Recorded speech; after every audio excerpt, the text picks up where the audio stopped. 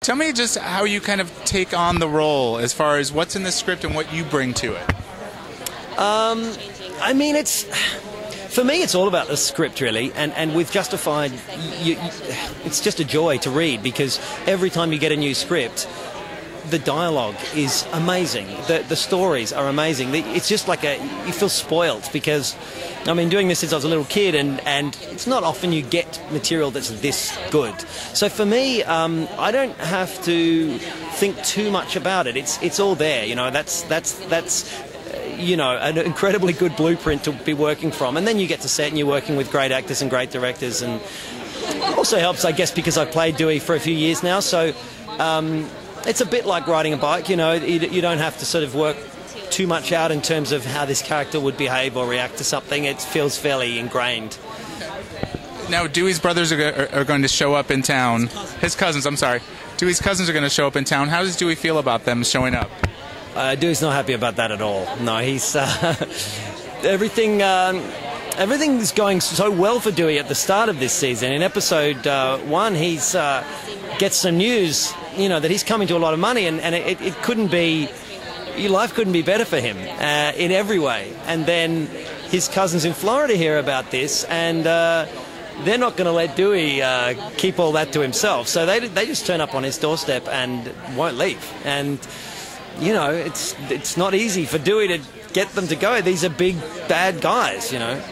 Well, in these first 2 episodes, you know, a lot of Dewey's stuff is very funny, but I'm guessing we're going to see a lot of darker stuff coming down the pike.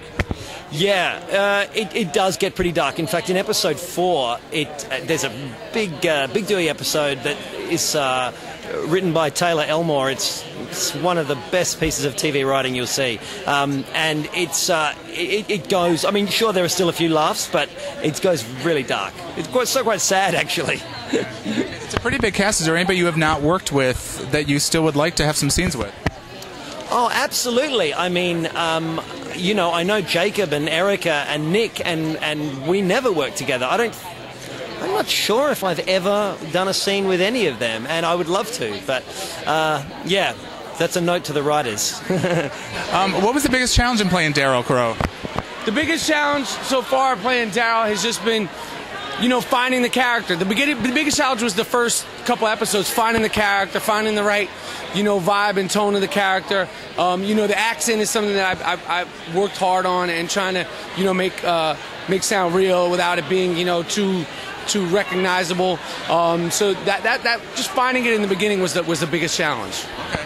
Which do you prefer, the outfit you're wearing tonight or Daryl's clothes?